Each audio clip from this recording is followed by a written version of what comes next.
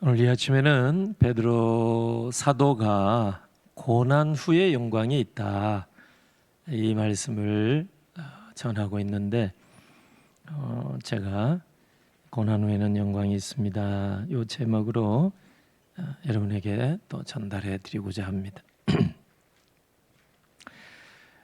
우리는 예수를 믿습니다. 예수 그리스도를 따릅니다. 예수 그리스도께서 생각하시고 행동하시고 사셨던 것처럼 제자된 또 따르는 우리들도 그렇게 살아야 됩니다. 이것이 신앙의 삶입니다. 그런데 예수님께서 이 땅에 짧게 33년 이렇게 사시면서 보여주신 것을 보니까 참 고난을 많이 받으셨습니다. 받지 않아도 될 의로우신 분이고 또 거룩하신 분임에도 불구하고 예수님은 고난 또 어려움을 많이 겪으셨습니다.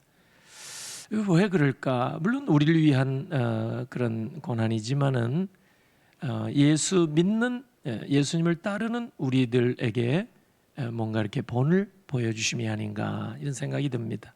그러므로 예수를 믿고 따르는 오늘 우리들도 예수님과 똑같이는 할 수 없지만은 예수님이 앞서서 이렇게 본을 보여주신 대로 또 이 땅에 사는 동안 고난도 어려움도 또 환난도 시련도 얼마든지 만날 수 있다 생각하시고, 그럴 때 하나님 주신 믿음 가지고 꿋꿋하게 흔들림 없이 하나님이 원하시는 대로 끝까지 살아가는 우리 여러분 되시길 주의 이름으로 축원합니다. 18절 말씀 보면은 사도 베드로가 우리에게 당부하는 말씀이 잘 담겨져 있습니다. 같이 한번 읽어보겠습니다.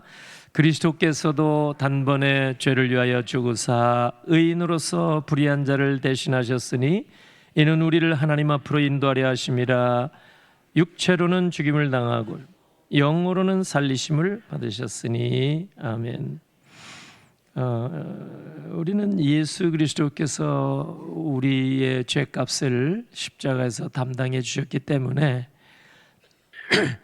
우리는 하나님 앞에 의롭다 칭함을 받게 되었습니다.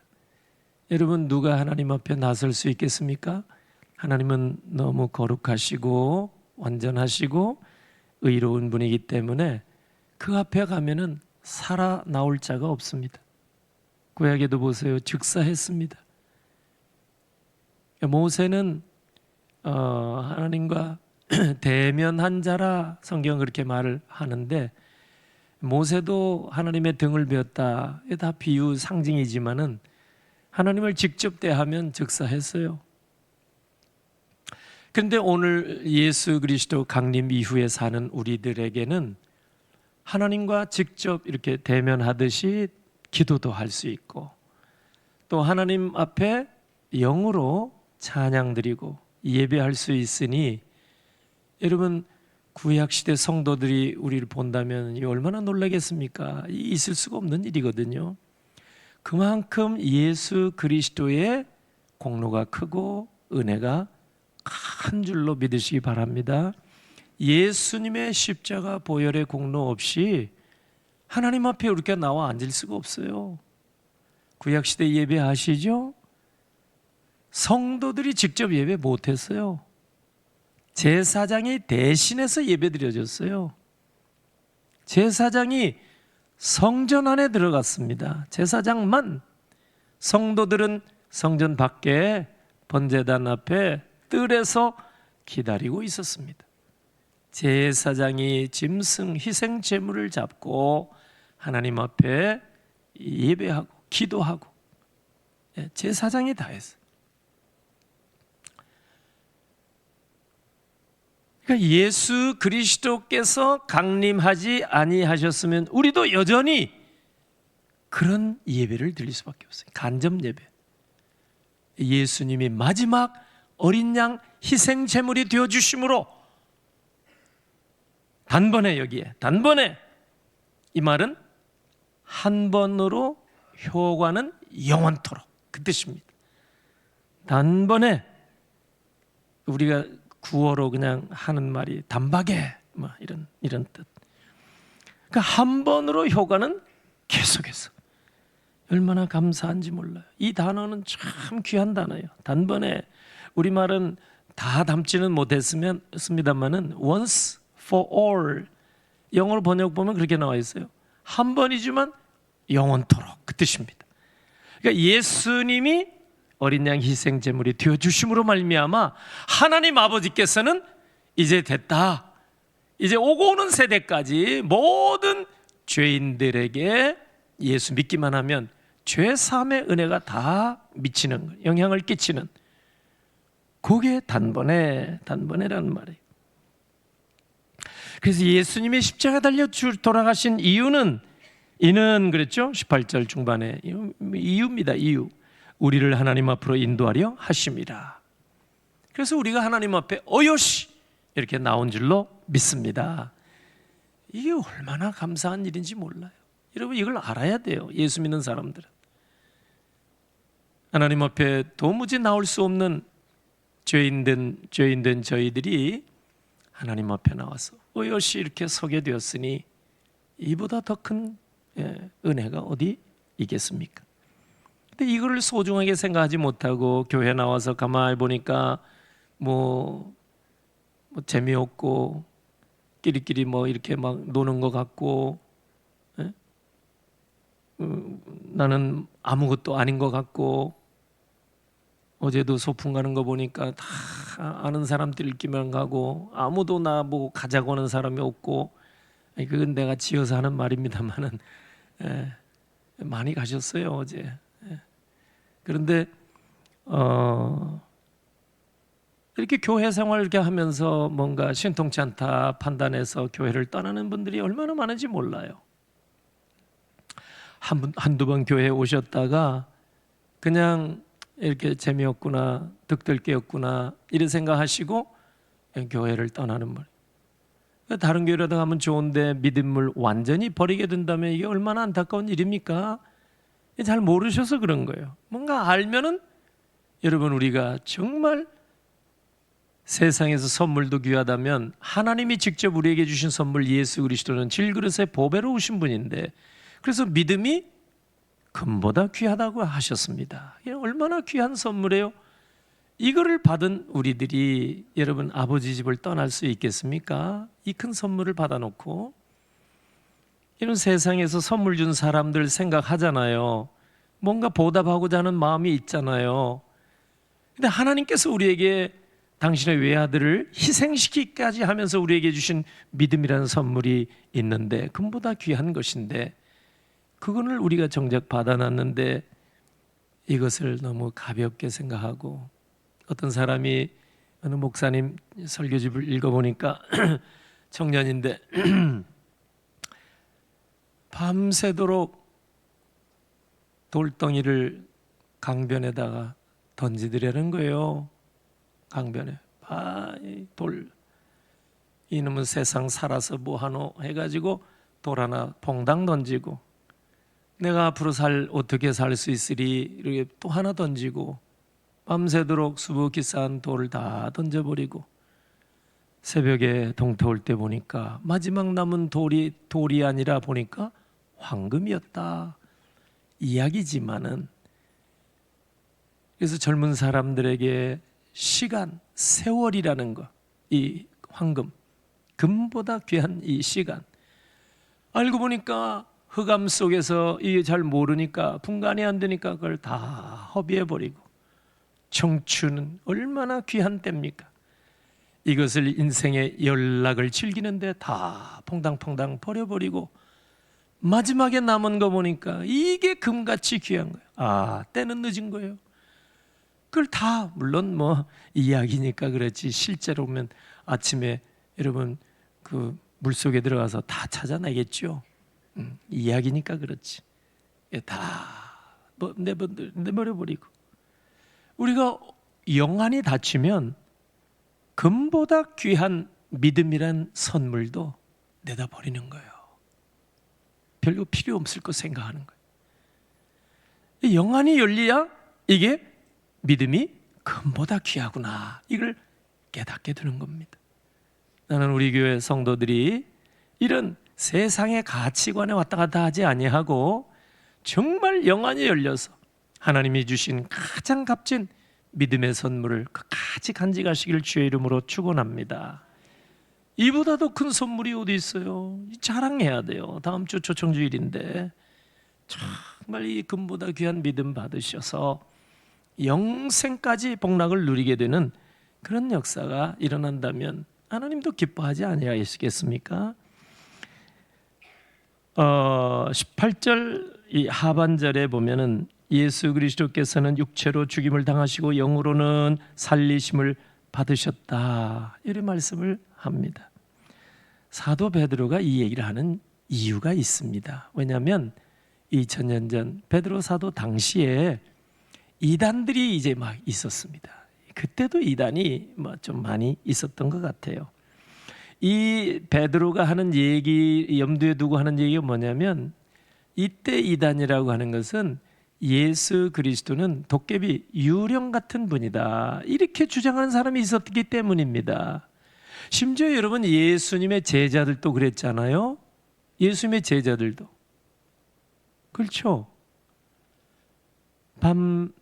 한밤중에 제자들이 있는 배 가까이 예수님이 물 위를 걸어서 오셨어요. 어째 사람은 다 중력 법칙에 영향을 받는데 예수님은 물 위로 걸어오신 거예요. 그러니까 뭐라고 생각하겠어요? 제자들이 유령이다, 그렇게 외쳤습니다. 예수님도 물론 밤중이니까 잘 안 보여서 그렇겠지만은 유령이다 생각을 한 거 보면은, 여러분, 이단들 가운데 예수님이 어떻게 물 위로 걸어오느냐, 이런 육신을 가진 분이 아니다. 틀림없이 영으로만 계신 분이다. 요한복음 4장에도 보면 사실은 하나님은 영이라 그러잖아요. 영적인 존재. 그러니까 이단들이요, 머리가 좋은 사람들이에요, 알고 보면. 그래서 예수님이 물 위로 막 걸어오시고 그러니까 실제로는 육신이 없는데 영혼인데 겉모습은 유령 같은 그것뿐이다. 이게 아주 이단 아닙니까? 이런 생각을 가진 분들이 참 많았는데요, 이게 잘못이다 하는 것을 교회가 모여서 최종 결론 내리는 데까지는 몇백 년 걸렸습니다. 여러분, 이건 뭐 금방 우리는 믿는 거 아닙니까? 예수 그리스도는 하나님이시고 인간이시고 육체를 가진 사람, 완벽한. 이 사실을 정식으로 확정하고 공포한 게 451년입니다. 주후 451년. 그러니 이게 얼마나 많은 세월 동안 이게 다툼이 있고 서로 논쟁이 있었냐 하는 얘기입니다. 그걸 뭘 그렇게 싸웠는지.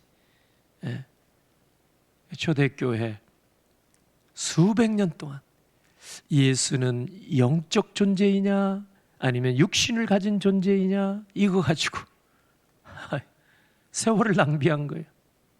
우린 찬송가에서부터 참 하나님과 참 사람이 되셨도다, 찬송가에도 나오고 우리는 그렇게 잘 고백하는데, 이렇게 교회 역사를 보면은 오랜 동안 잘못된 사상을 얘기하는 사람, 또 그래서 교회가 열심히 모여서 그를 이단으로 정죄하는 일이 과거에 있었습니다. 그 가운데 오늘 베드로는 육체로 오신 것을, 예수님이 육체로 오신 것을 부정하는 이단들을 겨냥해서 육체로는 죽임을 당하시고 영으로는 살리심을 받으셨다, 이렇게 얘기를 하는 거예요.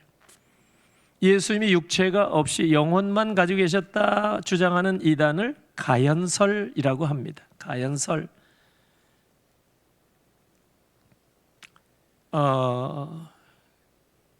영어로는 도세티즘인데 도케티즘, 그래서 도깨비주의라, 그냥 알기 쉽게 그렇게 얘기를 하기도 합니다.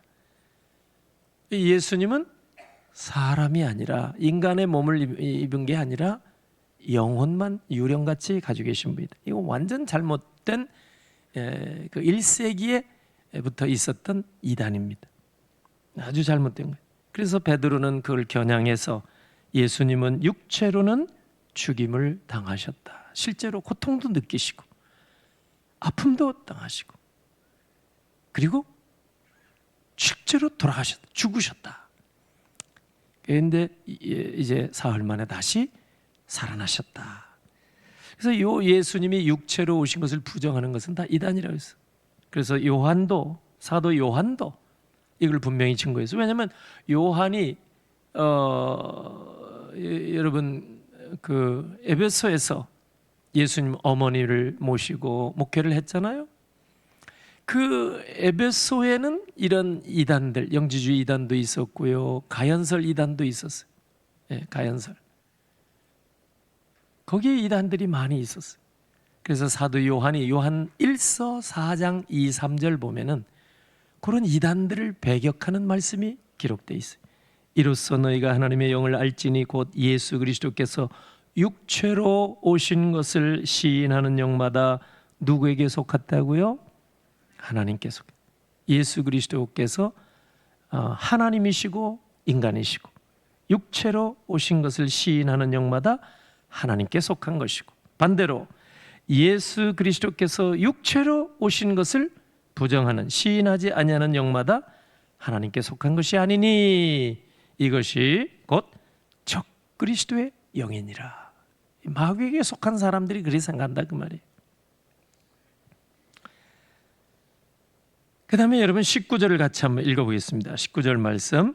그가 또한 영으로 가서 옥에 있는 영들에게 선포하시니라.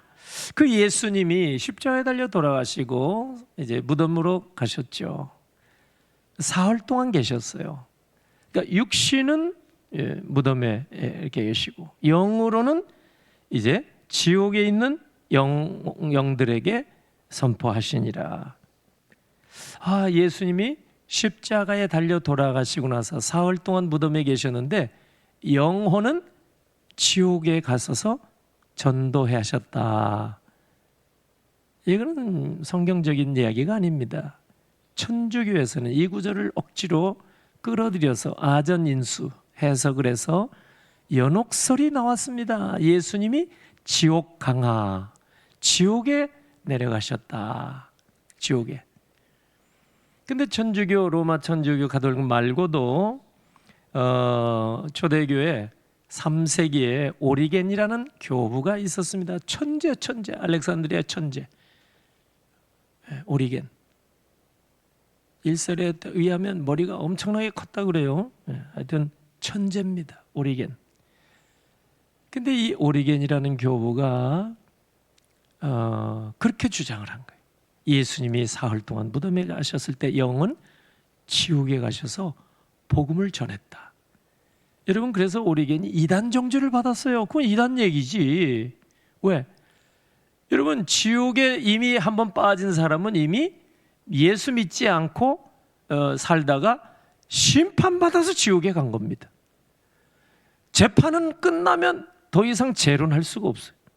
하나님의 심판은 불꽃 같은 눈으로 보시고 판결 끝입니다. 그것이 히브리서 9장 27절 한 번 죽는 것은 하나님이 정하신 것이고 그 위에 뭐가 있다? 심판이 있다. 그러니까 한 번 죽으면 그 위에는 심판이에요. 그래서 예수 믿으면 천국, 믿지 않으면 지옥, 심판이 있는 거예요.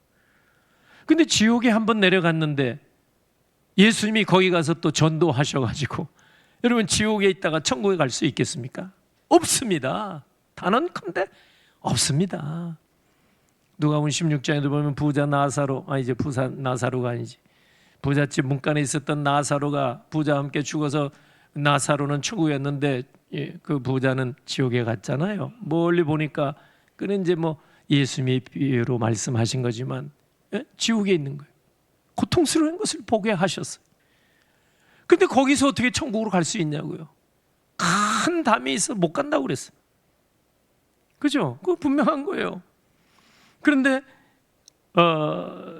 이 19절 본문의 19절 말씀 가지고 예수님이 지옥에 가셔서 복음을 전했다. 이렇게 보기가 어려워요. 그럴 수도 없으시고. 그러면 이게 무슨 뜻일까? 여러분, 예수님께서 영으로 지옥으로 내려가셨다, 또 선포하셨다. 이 선포하셨다는 말은 앞에 목적어가 없어요. 복음을 선포하셨다는 말이 없어요. 그러니까 공포한 거예요. 그러니까 이것으로 드러나게 하신 거예요. 뭘 드러나게 하셨을까? 예수님은 지옥에도 가실 수 있어요. 왜? 예수 그리스도는 하나님이세요. 하나님의 통치 영역은 지옥까지 포함하는 거예요. 모든 우주 만물 다, 우주 공간이 다 하나님의 통치 영역입니다. 예수님이 지옥에 내려가지 못할 이유가 없어요. 거기 살려고가 아니라 거기 가서 다 통치권자니까, 우주 만물에. 근데 예수님이 거기 내려갔다는 얘기가 아니에요. 자세히 우리가 생각을 해보고 이 말씀을 읽어보면은 지옥에 내려갔다, 또 그럴 필요가 없어요. 그럼 이게 무슨 뜻일까?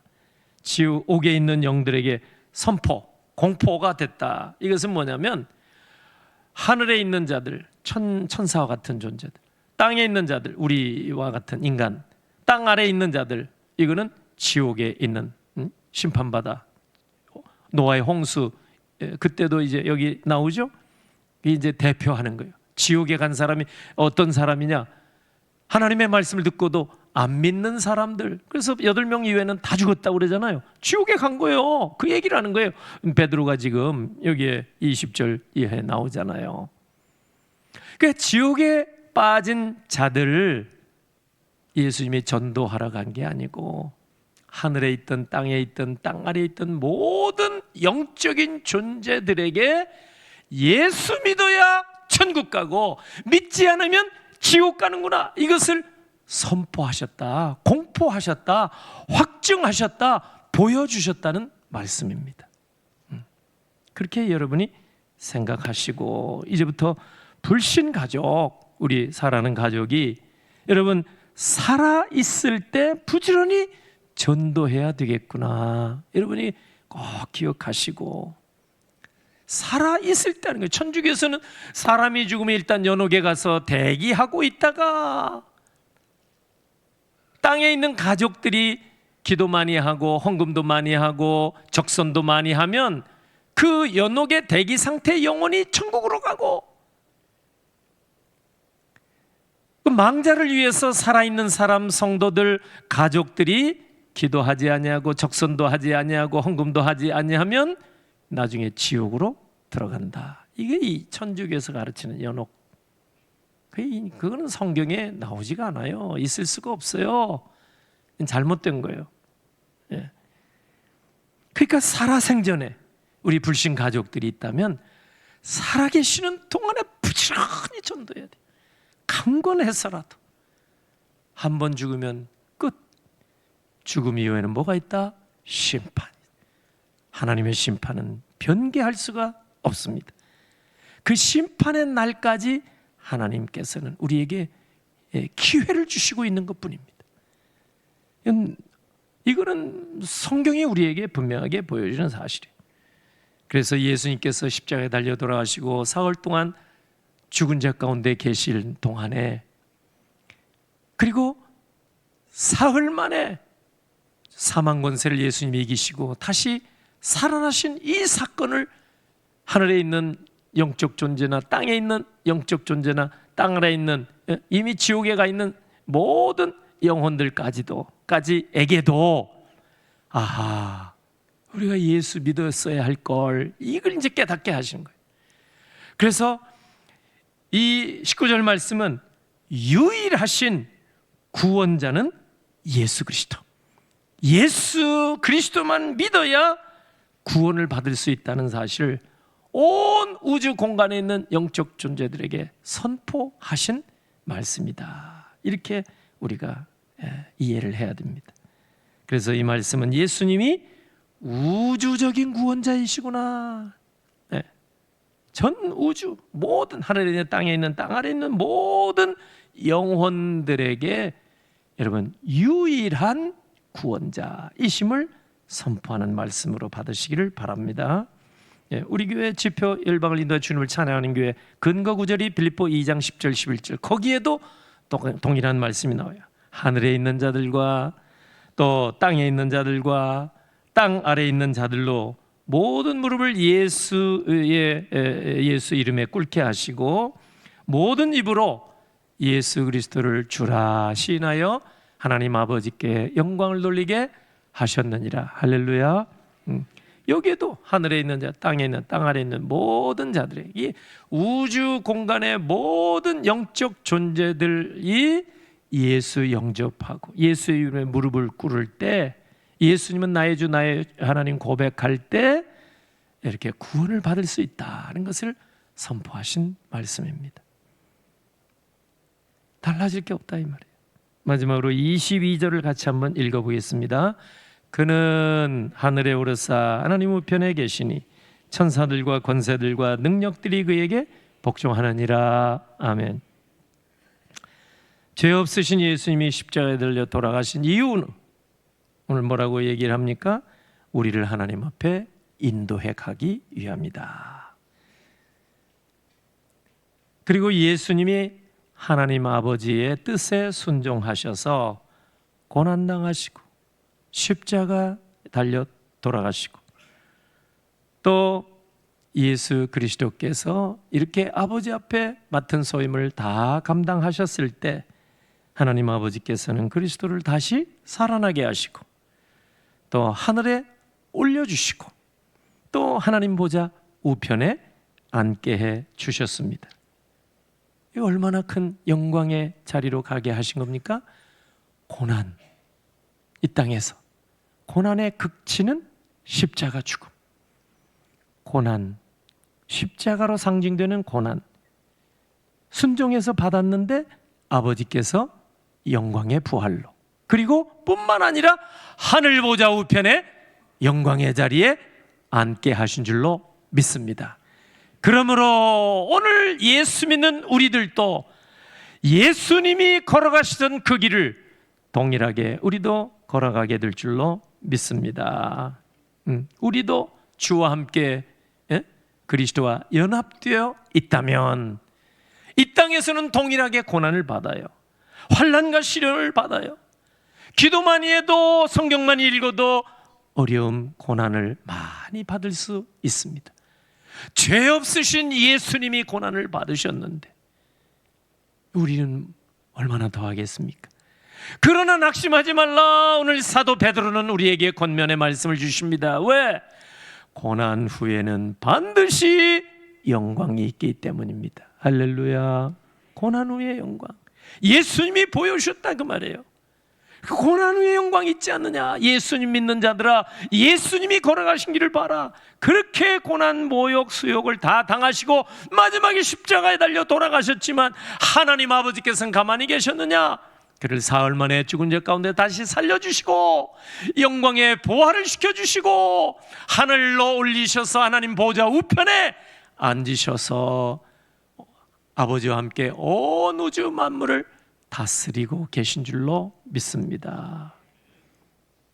마태복음 19장 28절 보면 예수님께서는 오늘 우리들에게도 약속하신 말씀이 나옵니다. 같이 읽겠습니다. 예수께서 이르시되 내가 진실로 너에게 이르노니 세상이 새롭게 되어 인자가 자기 영광의 보좌에 앉을 때에 나를 따르는 너희도 12보좌에 앉아 이스라엘 12지파를 심판하리라. 아멘. 그러니까 예수 그리스도를 믿고 따르는 자들에게 주신 약속이에요. 우리도 장차 이제 이 땅에 많은 고난과 시련과 어려움을 겪지만은 이제 주님 다시 오실 때 우리가 호련히 변화되어서 예수님처럼 온전한 몸으로 부활 다시 살아나서 하나님의 보좌에 영광의 보좌에 앉을 때에 우리들도 12보좌에 앉아서 이스라엘 12지파를 심판하고 다스리는 그러한 은혜를 아버지께서 우리에게 주실 줄로 믿으시기를 바랍니다. 디모데후서 2장 11절 12절에도 동일한 내용의 말씀이 나와 있습니다.